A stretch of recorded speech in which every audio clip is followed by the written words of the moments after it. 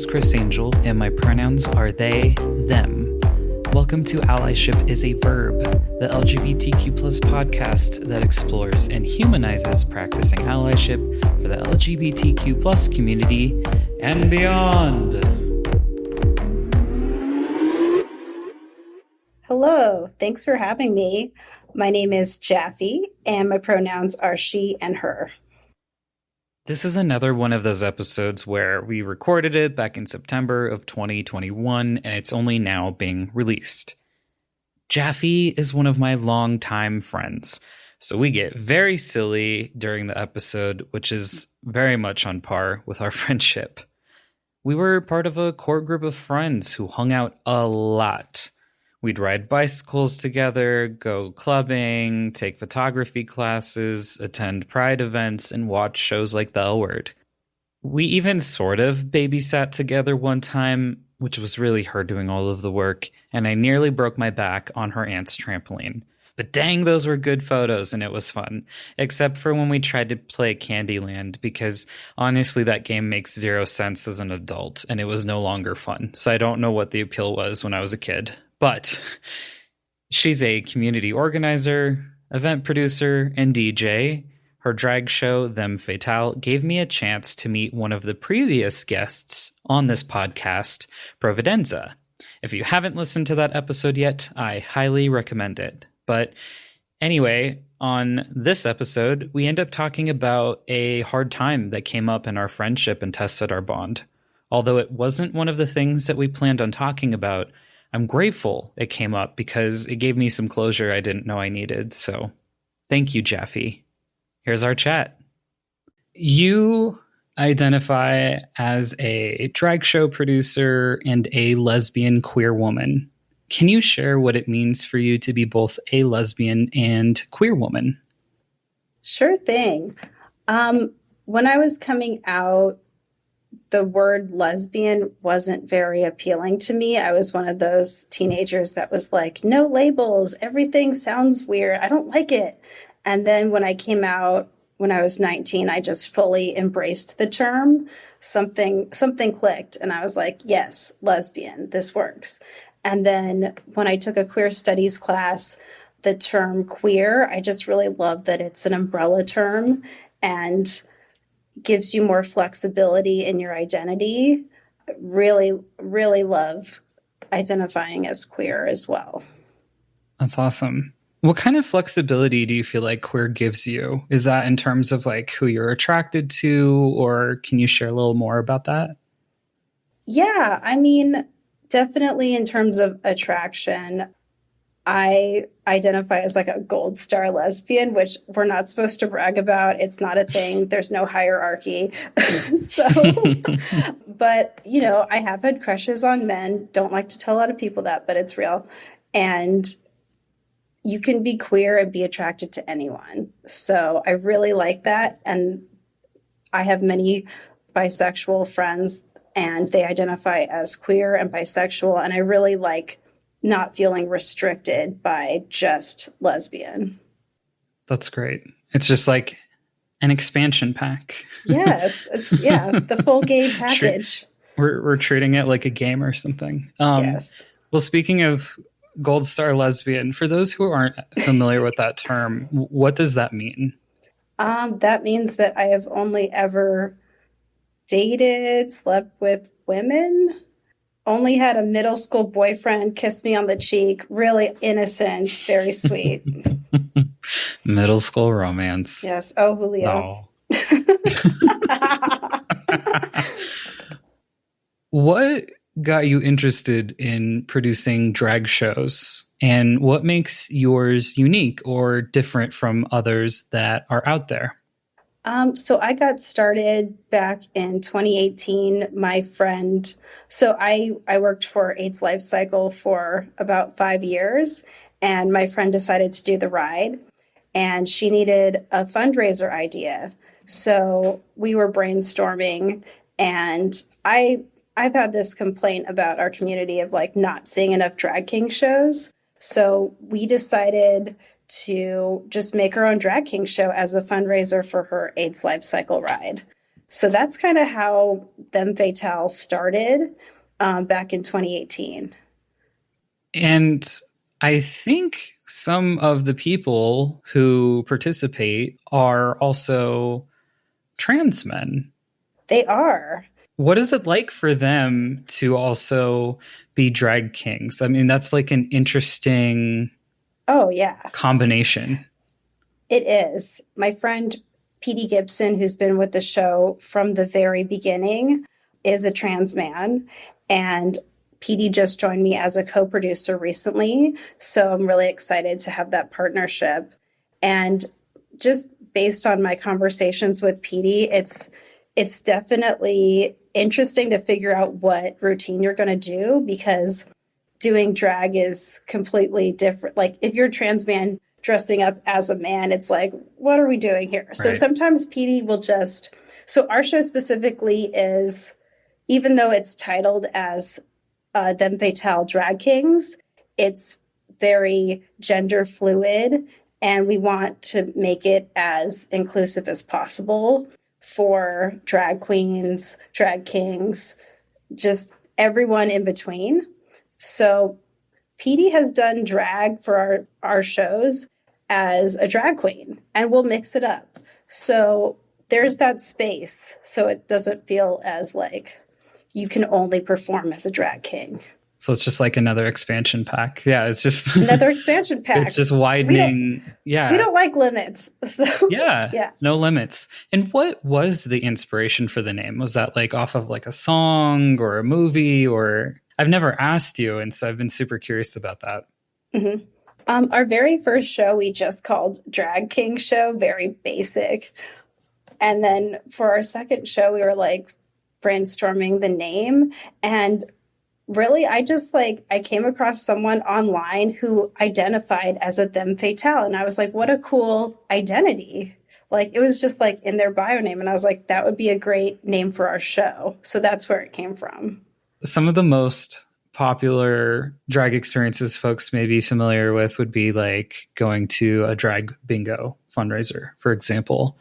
What does it mean for you to produce the show, and what do you think will be different now that you have a co-producer? Producing the show, for me, our show really started as a way to give back to the community with that first fundraiser show. And what really inspired me was seeing shows like LA Law, which is LA Women's Arm Wrestling. Really great show. And they always donate to different local charities. So I kind of took that example and wanted to do that with our show. So being a part of Them Fatale has been a way to feel involved and creative and give back. You were hosting these events indoors before the pandemic, and then you had to quickly pivot to going online. What was that like, and what did that involve? So our last show in March of 2020, it was literally March 7th. So that was our Latin Lovers edition show. So everything was great that day. And then a week later, everything shut down. So it was this very strange time, as you know, but like I was watching other people's online shows.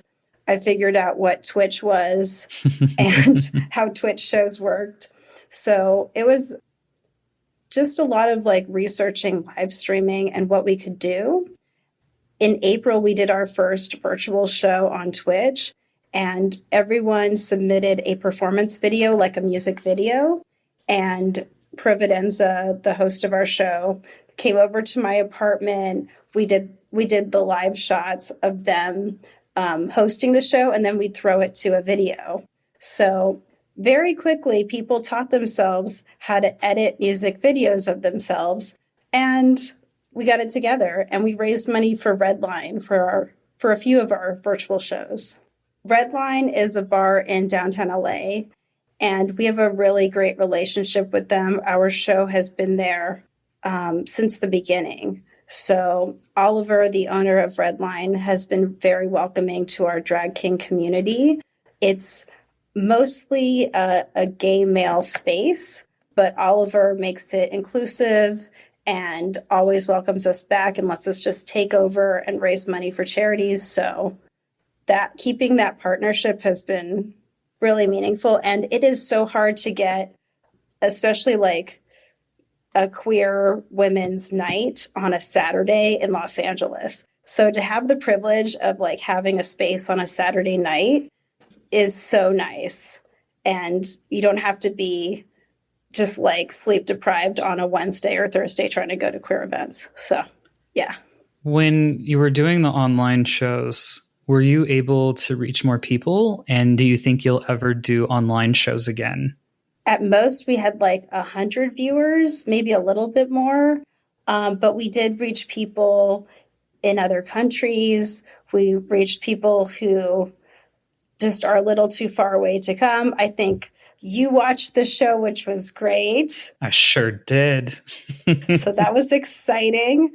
Yeah, I love the idea of making it hybrid in the future to make it more accessible for people and have an element of live streaming the show while people are attending. So I think that's our next step.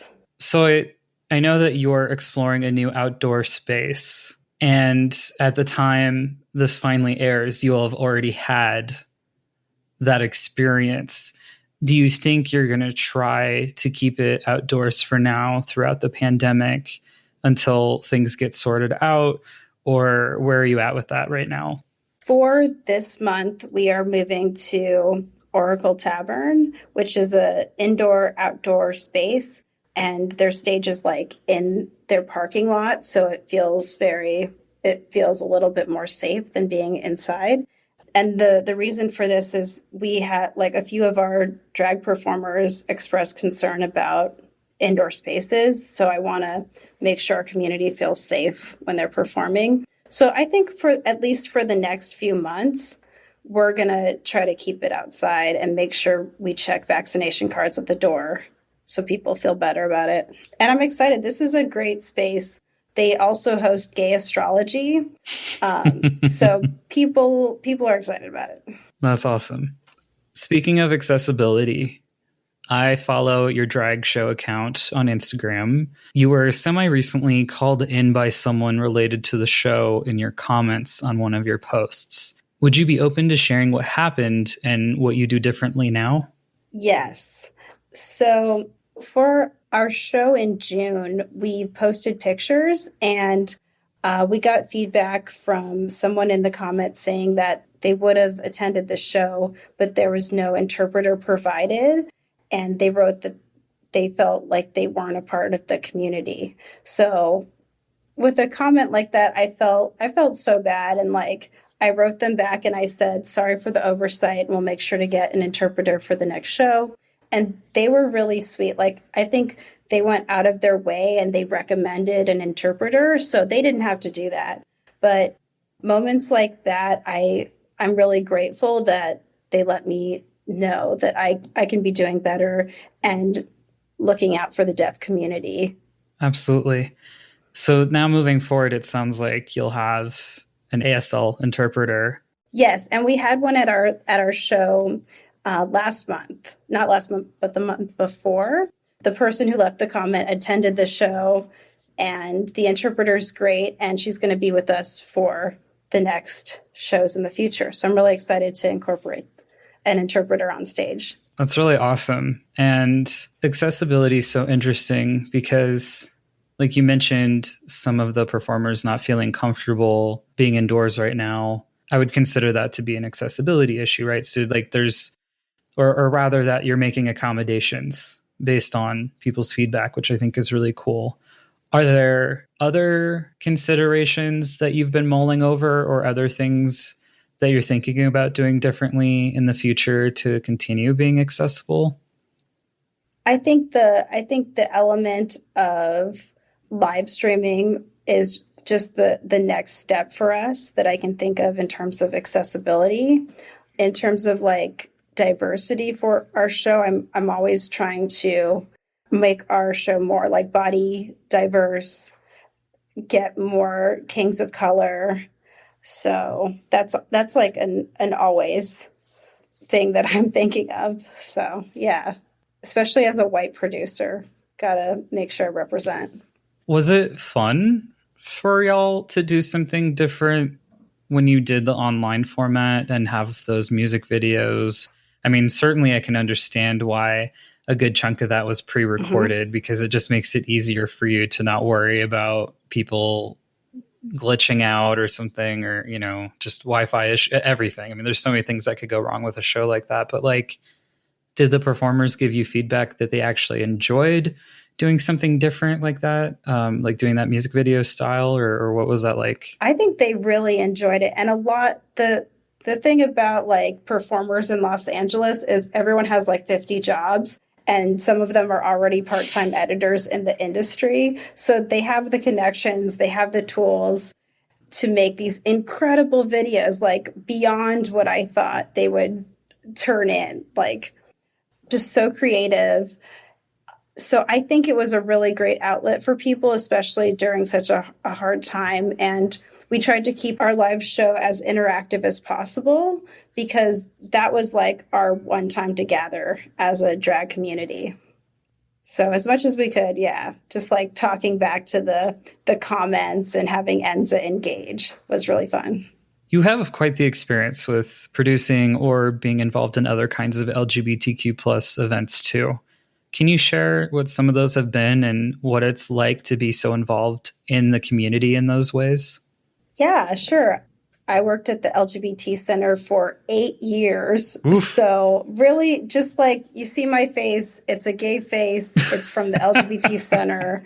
That's how people know me. They're like, do I know you? No, I just worked at the LGBT Center for a very long time. But yeah, so I worked as a production coordinator for AIDS Life Cycle, and I've also done the ride from San Francisco to LA. So I feel like that experience really made me like want to give back and organize fundraisers specifically for AIDS Life Cycle and get more women riders just representing on the ride. So that really has been a big part of like why I've been like organizing and trying to give back, even though I'm not at the center anymore. Yeah, and you've had a lot of different roles with that too, because you've been a roadie, which if I'm remembering correctly is like when you're part of like the pit stops and taking care of folks and making sure they're able to complete the ride as best as possible and as safely as possible. And you've also ridden it yourself. What were those experiences like for you? Yeah, I mean, the first time I saw the ride was as a roadie, and it's definitely a different experience than being a cyclist. You see all the behind the scenes, like setting up the grid for where people put their tents. It was a really cool experience, and I made really close friends when I did the ride as a cyclist that I'm still friends with today. So much fun working on the ride. We'll be right back after this break.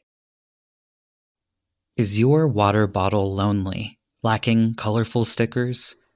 Is your reusable to-go coffee cup just not queer or gay enough? Do I have stickers for you? My 2 and 3 inch stickers are in a hexagon shape, so you can playfully arrange your pronouns and various LGBTQ plus flags. Even better, they're holographic. Check them out on my Etsy shop at Gender Sexuality Info. Go to gsi.gay and click on the shop link. Thank you for listening. And now back to the learning. Friends for a long time now. Very long. I can have you vouch that I've had basically the same haircut for like at least 15 years now. Have I not parted my hair like this forever? Okay. We've both had the same hair for at least 15 years now. Something that we've done is we've gone to clubs, in West Hollywood mostly because at that time, that's what was available to us. Long Beach would have been a heck of a commute if we were trying to go to different clubs. But we've also been to places like Los Angeles Pride Together, which is hosted in West Hollywood, which is where a lot of gay male bars and clubs are. I think at the time you and I were, especially early on in our friendship, we were able to go to lesbian bars that have since closed down. And that's been something that's been happening across the nation. But it's been really interesting to see gay male bars do well and have multiple and like have all of these different themes and everything. And I know there's like documentaries or something and just, projects and things being done around that kind of stuff. So I'm just wondering, especially now that you are and have been a drag show producer for a while, when you think about places like Pride or these clubs or these bars, what have you enjoyed about them? And what do you hope to see done differently in the future? Yeah, it was definitely a different time in like 2009 when we were going to our first like Pride festivals. We had the Remember truck stop, like things were, we had a few spaces, and now there aren't really, I don't think there are any like women owned spaces or bars in West Hollywood specifically, or just all of Los Angeles. There's a new bar called Hot Donna's, and they've been fundraising, doing a few events this summer. We did one of our drag shows as a fundraiser for them. Their goal is to open a bar in West Hollywood that is for women and also inclusive to the trans community. So I'm very excited for that to happen. I would say for the scene right now, spaces like Oliver's Bar, like him letting us share the space and put on our events and have like Saturdays and Sundays for women events is very important. So I would love to see like more like gay male bars have days that are women parties, and just giving us a little bit more space would be nice. So until we own the spaces. Yeah, because I think even as early as potentially around like 2007 was when we started going clubbing.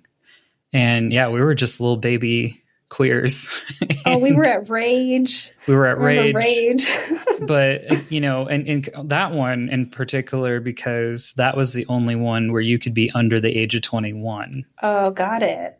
Yeah. So that was also an important space. And I do remember we had at least one or two.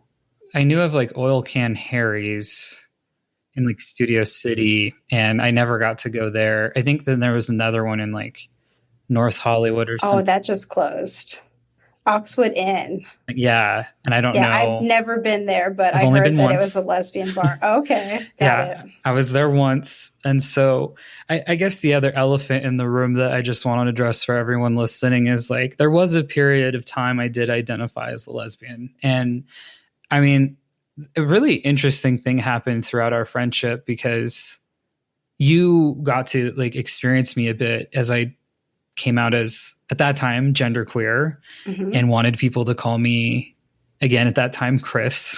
And I was using they, them pronouns, and I was talking about, just different things that I saw for myself. And so, yeah, I mean, this is a whole different journey we could take, but yeah, you got to see some of my like transitional phases, and of trying to find spaces and community. So yeah, I think I'll just quickly say, like, it was hard for me to lose those spaces, because as people started perceiving me to be a man, especially in like what was supposed to be a safer space for women. I mean, especially back then, I don't think we really knew about terms like non-binary yet, or talking about things like being gender non-conforming. It was pretty binary. And so, yeah, it was really hard for me to continue to try to exist in those spaces and continue to go out with all my friends who did identify as lesbians, because I definitely felt the shift of when I like wasn't welcome anymore. So I think I bring that up because I love what you're sharing about how spaces are being more inclusive today. And it's not going to be perfect, right? And they're asking for feedback. They're trying. Yeah, they're trying to get it right. I don't know. I guess, was there anything else you wanted to say to that? I'm sorry. I was about to go to another question. It's good. I just wanted to mention that you're my first friend that has come out as genderqueer and used they, them pronouns. So I feel like with you there was like a learning curve of this language is new to me. So I definitely messed it up. And I mean, yeah, you're my they them pioneer. So Yeah, and I couldn't tell you what changed that now I identify as like non-binary, trans, and queer, but I do remember having a lot of problems with our friend group. And I was oh yeah. very public because I was the president of the Gay Straight Alliance at the community college where a lot of us had met. And that was how our group sort of connected. So yeah, I don't know if you don't mind going there. A little bit. Like I think it was interesting for me. So there's a few thoughts I have going on. I mean, number one, I felt like you were a lot more graceful than most of the friends when I was dealing with that. And I say that because I also felt this tension, like I just couldn't go back to that whole group and that I had to just cut everyone out. Mm-hmm. And then a series of very unfortunate events followed after that, which we could talk about if we wanted to. But oh my God. Yay, crunchy things. So crunchy. So crunchy. And so, but like, and you were one of the people I was afraid that I would have to cut to. I didn't feel like I could go non-contact with certain people, but then keep certain other people in my life because it was basically, it's not like I was going to be breaking up the group, mm-hmm. but it was going to create a weird tension for everyone. And so I felt like I had to wander off by myself and do my own thing. And I know it's kind of sad saying that, but that's true. That's how I felt. But I felt like you were very graceful about it because when I felt like I had to go no contact and cut people out, we had a good conversation around it. And I can't remember everything we had said, but our friendship was able to survive that. And it's definitely changed. I mean, we're definitely not as close as we were like at that time. And I'm still grateful that we were able to have the times that we did because, you know, it is part of my history. I don't want to deny it. I think it's important. I mean, so like if I get invited to a lesbian only space now, like I was even just this year, someone tried to invite me to a lesbian speed dating event. I was just like, okay, like you really don't get me. You really don't get me. So yeah, because it wasn't meant to be inclusive. Like it really was supposed to be for just, you know, women who are lesbians. It wasn't meant to be like also inclusive and expansive of trans identities and non-binary people and stuff such as myself. So yeah, for whatever that's worth, I can say like I do feel that you were very graceful. But yeah, that was like one of my worst times because so many events happened right after that I was just reeling and not sure like about anything, that I'd have friends who would love me for me, that I would have family. I mean, there were just so many things that happened. So I think it was a learning curve for both of us. Yeah, lots of learning. And I remember like having, like you were talking about potential surgeries. And I remember that being an issue for us, like me having concerns about like just the physical impact on your body. And like, even if we are supposed to have those conversations and like, to me, it makes sense now that it's your body and people like we were really close though. I felt like we could talk about stuff like that. Yeah. But I think I would approach our conversations differently if we had them now. Absolutely. And same. Like now I feel a lot better about being able to pick and choose who I go no contact with. Going no contact is a term that is not specific to our community. However, it's something that we may have to practice if people in our lives are not affirming of who we are. This can be a challenging and personal decision, so the best way you can support someone is trusting that they need to do this for themselves. Going no contact means that we may cut someone out of our lives for a period of time or for the rest of time. If the person being cut is also in your life, be sure to clear up any boundaries with the person needing to go no contact so you can best honor them and their wishes. This can come up in friend groups or families, for example. Like we had fun and we were always like hanging out. Like we always had plans every week, sometimes multiple times a week. And I remember one of our friends it was really big at that time that we played the fake guitar and drums and stuff. What was that called? I want to Guitar call Hero? it Guitar Hero. And yeah, those, we were playing those, but it was always like les rock and stuff, some play on like lesbian identity. And I was just like feeling salty about that. Cause then it was like, and Chris. And so it never, that like quickly was not feeling good. And then the bad trans representation on the L word. So oh gosh, that wasn't very helpful. Poor Max. What poor a storyline. And that too is like, I didn't even have the language to articulate, because I was in early, I think, late high school. I remember watching that with a family, like my friend and her family. And then I think we eventually also would watch it sometimes too. But I didn't have the language for why that character didn't feel great, and some of the situations they'd put his character in. And now I can have the language for that. But it probably helped to some degree, but there were also very harmful tropes and myths and misconceptions that they perpetuated with his character. So it's also interesting seeing the new L word, right? This next generation one. Oof. And I can't watch it because to me, it hasn't evolved nearly as much as I think it should have for being like, over 10 years now. For being the next generation. And I don't want to take away from those who are acting on that show and doing the work, and there's just so many people involved. I'm sure there's good people doing good work on there. And I mean, goodness, they just also, I think, broke a record with having a sex scene with a disabled person, which is great because we don't, talking about representation, we don't really see that. So no. I think there's been great things that they've done. And also I just can't watch the show because I don't think it's like the quality I would expect in a show in 2021. Yeah, I'm a dedicated viewer, but I definitely have critiques too. So it just seems very predictable. And also I just want Alice to be more chill. I'm like, we love Alice. Come on. Yeah. Let her I don't know. We'll see where it goes. You will, because I won't.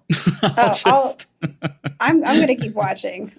Yeah, I'm so happy for you. Yeah, I guess just to quickly finish the thread of the conversation from before, like, just so folks are aware, like, yeah, I willingly told you and certain close friends about surgeries I was considering and stuff. And I did that because I knew that my family wasn't going to be supportive. Y'all were my closest friends, especially at that time in my life. You were my people. You were my inner circle group. And so it did feel important to have like your approval and your support. I know that I was looking for support and excitement. I think I was met with a lot of mixed reactions and a lot of people saying like, or not a lot of people saying, but certain folks in our friend group saying, well, I won't find you attractive anymore. Or like, I remember like hearing certain things like that, and it's sort of stuck with me over the years. And I think some of it, if I'm being super honest, has impacted how I even see myself today. Like, I'm always wondering if I'm trans enough or if I'm like, I don't know, attractive enough or whatever. Yeah, I guess, I don't know, all that to say, I'm just super grateful that we're able to be friends today and we're able to have these kinds of conversations and talk about that, even though, again, that was a very crunchy time. It was a crunchy time. It was a crunchy time. Yeah, so thanks for that. Yeah. There's a lot of myths and misconceptions about like lesbians or queer women in general. And so we're just going to kind of talk about them. Let's do it. Let's do this. So one of them that's written in this Teen Vogue article is saying all lesbians fit into the butch or femme dichotomy. I would strongly disagree, especially in Los Angeles. There are lots of very fashion lesbians that are also sporty, that also have long nails. So I don't think anyone wants to be put in a box and reinforce the binary of butch femme. Some people, I get that they want to like cling to like a term and it works for certain people, but I feel like the new TikTok queers are not having it and will be more expansive in their identities. Yeah, because I mean, I remember, again, all in the crunchy timeline. Yes. I'm talking about it like it's MCU or something. I do remember, especially even early in high school, people always trying to just say that, oh, well, you're just like a soft butch or a baby butch lesbian, and denying when I thought there was more to me than that I thought I was at least bisexual, and the gender stuff I hadn't figured out yet because I just didn't have that language. But, even when I've looked at you over the course of our friendship, I don't know that I ever put you in a box. I didn't feel like I could ever put you in a box. Thank you. I did cut my hair like shoulder length, and I was like, I'm just cutting my hair, but it really was just like an adorable pixie cut. Like it was never short enough to be like, that girl's gay from a distance. It was just a shoulder length haircut. So that was my rebellious act. But I do remember us wanting to be seen. I mean, we have that brief stint of wanting to get involved in like rugby. And then I was like, no, I'm going to probably die. I got popped in the face the first day. Oof. Yeah. Yeah. But yeah, I do remember it being important for us to be like read or seen as queer and like visibly queer, whatever that means. But yeah, I don't know. Like for whatever it's worth, I've just never tried putting you in a box because I've just known you as Kathleen. And I don't know. I think I knew how harmful it was to have someone try to force another into a box or a label that doesn't fit. And so I was just always looking for you to be you, and I don't know, be happy with that. So are there other labels that you've used or thought about using? Or I mean, when I was little, I always considered myself a tomboy, and I had little backwards cap, and I thought that was fun. I really liked the term when I first came out, like chapstick lesbian. I was like, this, I will wear comfortable clothes, but I will not forget my chapstick. So, little femme, sort of. Right. I don't know. And my hair has been very long. I've never done like a really short, like gay haircut. So we're using air quotes here. Air quotes.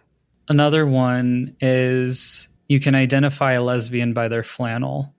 So I think this ties into what we were just talking about. I mean, I definitely felt like there was a part I had to play, and I had to kind of like butch it up as much as possible. Did you ever feel trapped or stuck feeling like you had to look at your outfit and be like, I don't know, I must fetch my finest flannel? Or, I don't know, like, what was that like for you? When I came out, and then like every like holiday, like for years after, my mom would just get me like really like gay apparel.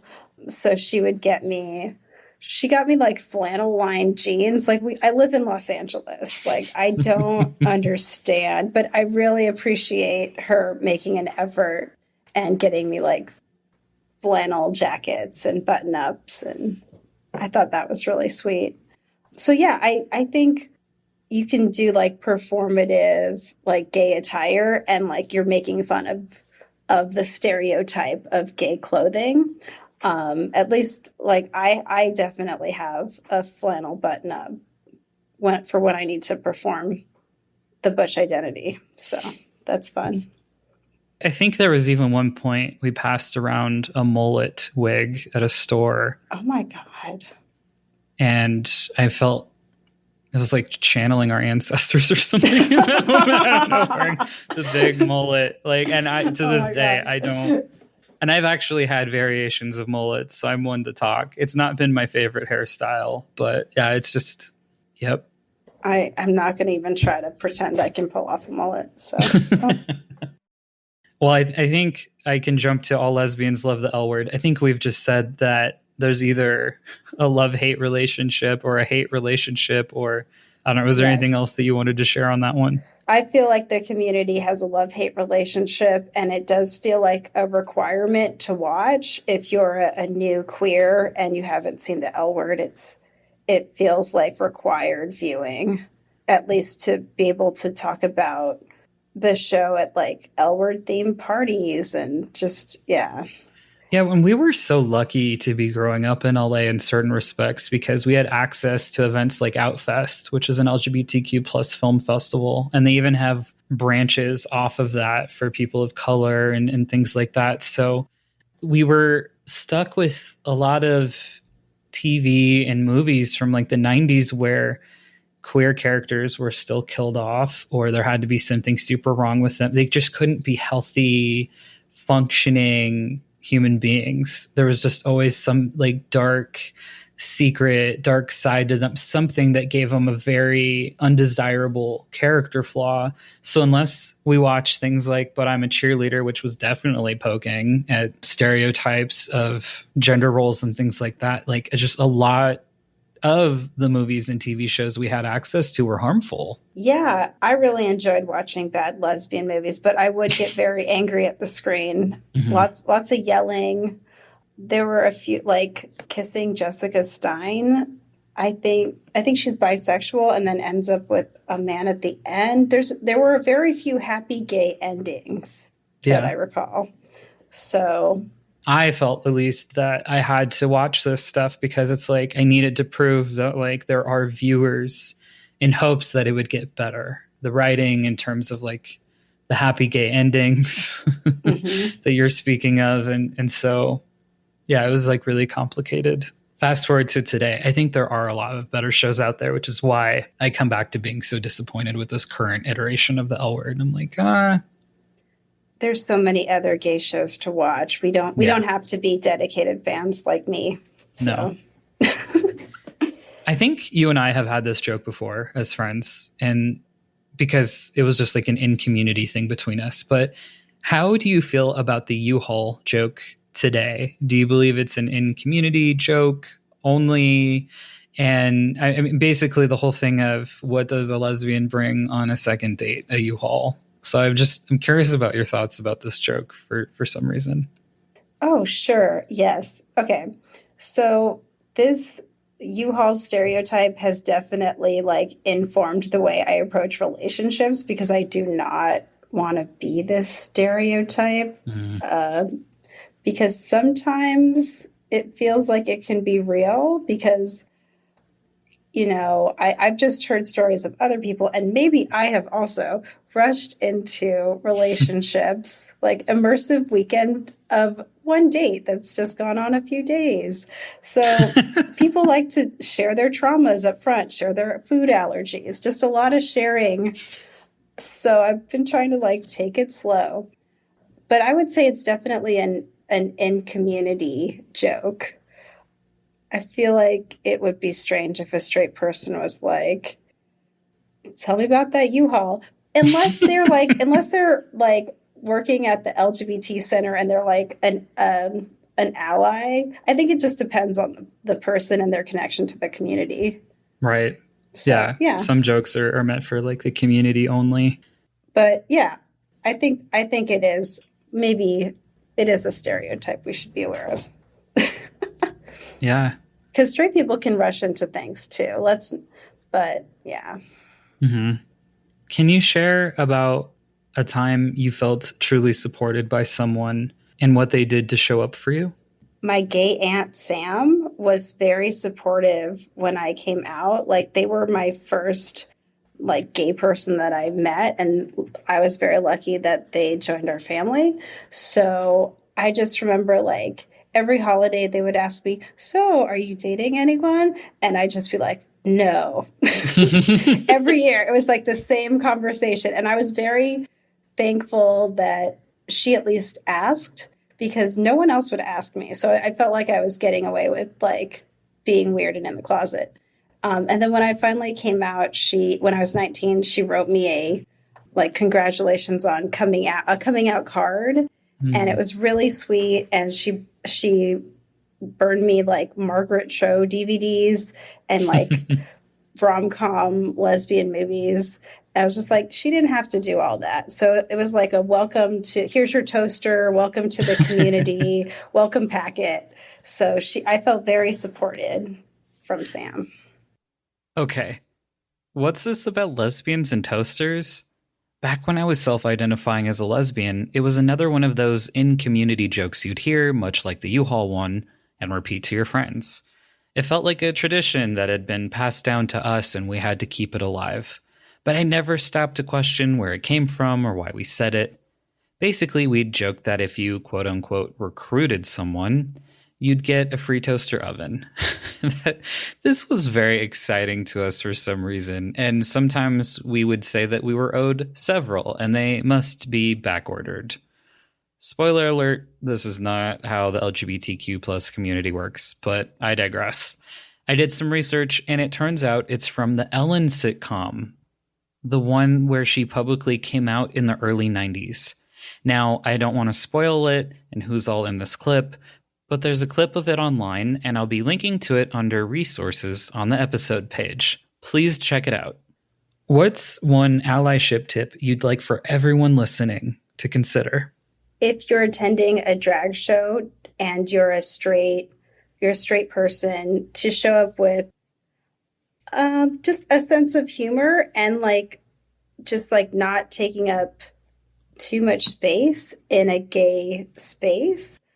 For example, one of my friends, Janelle, she attends so many of my drag king shows, and for every show, our host Providenza likes to greet the audience by saying, "Hey, what's going on? Where are my gays? Where are my lesbians? Where are my straights?" And then Providenza will say, "Boo," or "Go home, straights." So some people can take that the wrong way. Right. But Janelle never does. Janelle always thinks it's hilarious and is such a great ally. So I really appreciate her sense of humor and ability to take a joke, because Providenza likes to create a very homonormative space. So, yes.